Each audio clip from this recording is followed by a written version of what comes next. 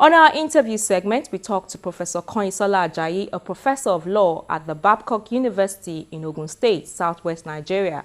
Professor Ajayi is also a senior advocate of Nigeria who has done a lot of work on international business transactions, banking, the capital markets, energy, and natural resources.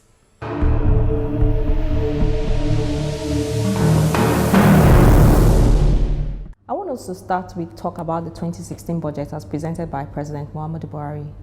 I want to get your thoughts. Some people think that it's a revolutionary budget. Others think that it's not realistic. What do you think? I think it's neither of what has been described as. I don't think it's revolutionary, but I think it's realistic. And I think the good thing about it, the most important thing about it for me, is the fact that for the first time in a long time, a good portion of the budget is being spent on capital expenditure.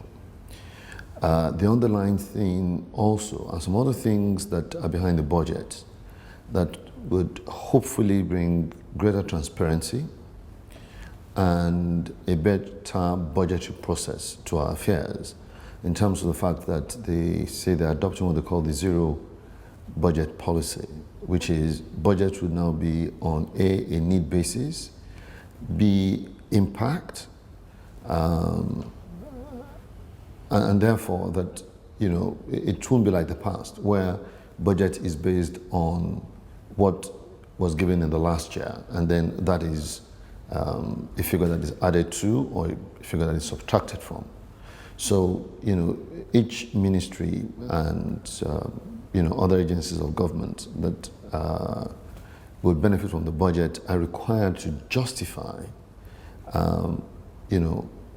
what they would do with the money, the impact it would have on society, and, in a measurable fashion.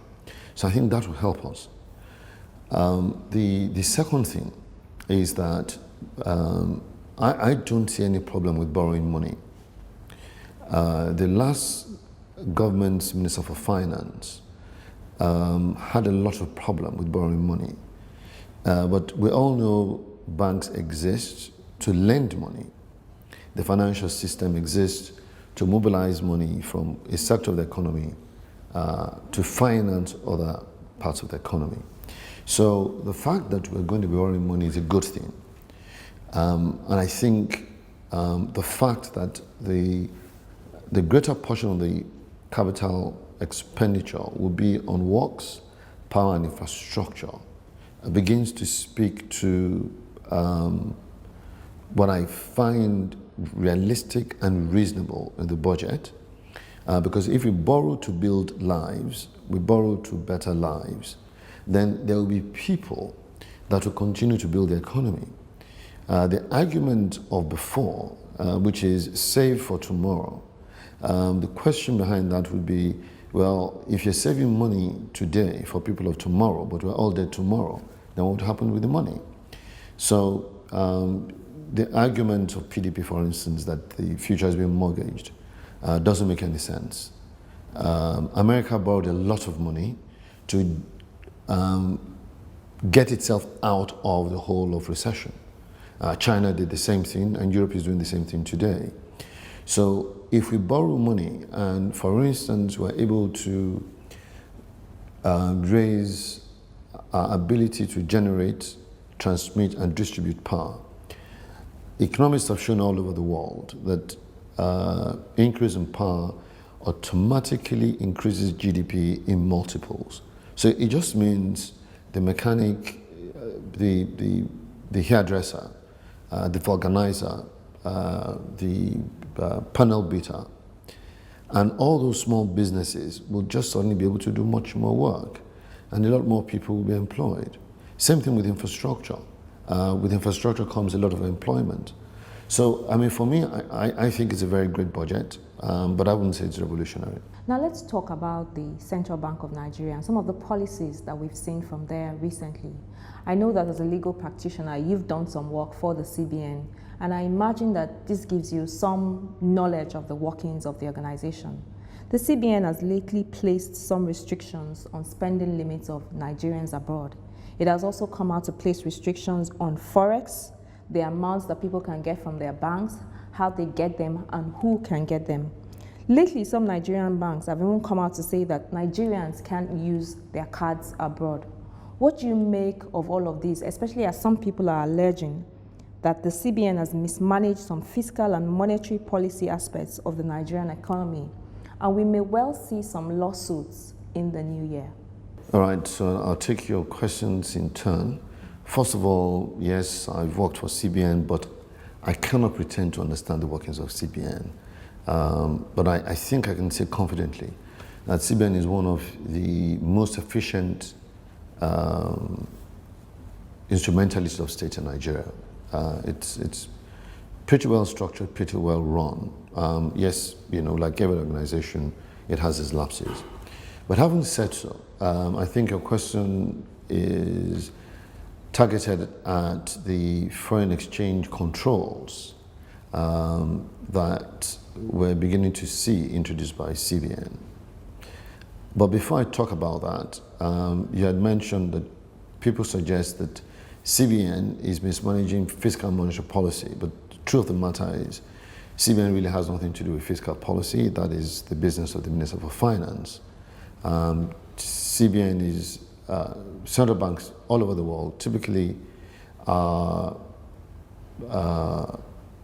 required to ensure A, financial stability, B, check inflation, and in a number of countries, C, to level of unemployment. In Nigeria, we have a fourth, which is the CBN governor is actually an economic advisor to the president. Now, having said these things, in relation to foreign exchange, I think the truth is that there's no money. Oil prices have tumbled from 120, hovering around 30. The suspicion is that when Iran gets into the market, it will get into serious competition with Saudi Arabia, and that will create a further glut to the market. America has recently lifted a ban on export of crude and gas from its country. So the market will certainly be flooded, and I think it will further drive down prices. So what is it that we do? What should we do if we don't have money the way we used to? When the last CBN governor was in office, the inflow of capital was very large. Some have said some of it was temporary capital, but that doesn't really matter. I mean, current account is temporary capital, but that's what banks live on. So, because America is beginning to grow, so capital is beginning to fly back to America. Capital is flying to China, a country whose currency is now being recognized as a reserve currency. So you're finding capital moving to other parts of the world, apart from Africa, and in particular Nigeria. So A, you have that problem. B, commodity prices are going down, all over. So, and C, there's a lot of insecurity everywhere. And now we know it's not just in the Middle East, even in Europe, people are afraid. I was speaking to someone from America yesterday who said, everyone was like, don't fly through Europe. You're going to Africa, just fly directly there because Europe is very unsafe. So when we consider these factors and the fact that our foreign exchange earnings have come down, clearly we need to do something. The question is whether the CBN has done the right thing. Now, and I think we need to be realistic that all of us as a country, we need to begin to exercise some measure of discipline and ask whether the system that was introduced when Governor Lamido was in power has not been terribly abused. Only yesterday, the papers reported someone caught in Kano with about 400 cards. And what we hear is people travel with many cards, go to ATMs, take money, buy goods and come back. Now, that's not what we want to use our foreign exchange for. We want to use our foreign exchange to develop the economy.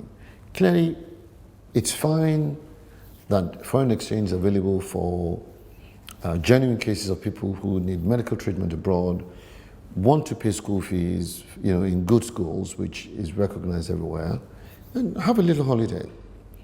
But when foreign exchange is being used the way it was being abused, then there is some justification for some of the measures that have been taken. And I don't think anybody can quarrel with that. But the problem, though, which I think, is that I think the CBN ought to have taken a more strategic approach, in my view, sat back and take a view in the medium to short term and come up with a policy. In the last 9 months, CBN has issued a number of circulars. And if you begin to look at the circulars, you see that they begin to contradict themselves. So one says at the time that nobody could spend their dollars within Nigeria. Then it said oil exporting countries, companies could spend, and then it suggests that it couldn't. So begin to have inconsistency and loopholes. And then the other thing is that there are then people who legitimately earn foreign exchange and would now, rather than bring their money into the country, will keep it abroad. So I think, unfortunately, or maybe unwittingly, CBN has actually driven out some capital from the country in terms of the fact that a number of people who would have brought money in are not doing so. There are people who earn money abroad and would normally send money home to parents, cousins, friends, and so on and so forth, but will not, and would now just trade the money. Now, we don't want to drive that market away.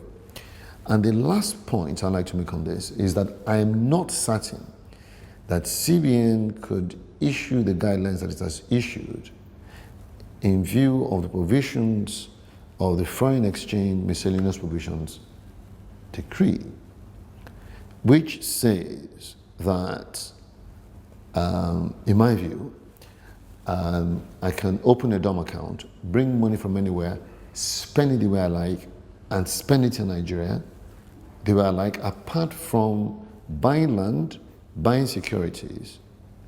The law says you can use foreign exchange within the country to do anything.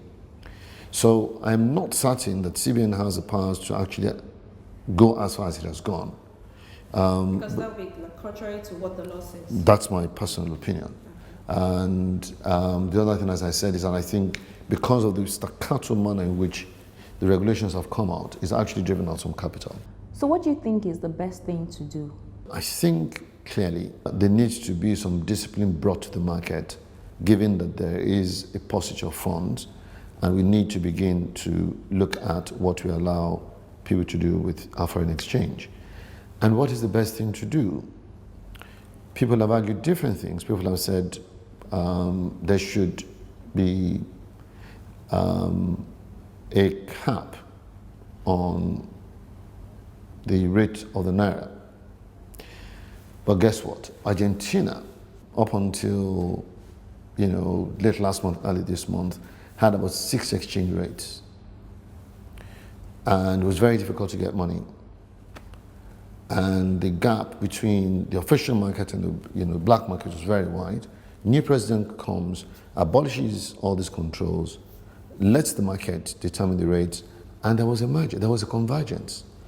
So, I mean, today we're looking at an arbitrage of about 25 to 30%. CBN rate is 200. Street rate went up to 287. It came down to 270. I don't know what it is today. Whether 270 or 280 or 290, that's like 30%. And I think what that would do, unfortunately, is it would take us back to the days of round tripping. Because when there's such large arbitrage, what you're going to find is that even industrialists will now apply for foreign exchange, get it, and round trip, because there's incentive to do so. But if the gap between the official market and the market on the street is very, very small, then who wants to begin to play in a market that is not open and transparent? So my personal opinion, and I think is the opinion of many other seasoned economists, including a member of the Monetary Policy Committee of the Central Bank, Professor Salami, and the former Central Bank Governor, is that CBN should let the market determine the rates.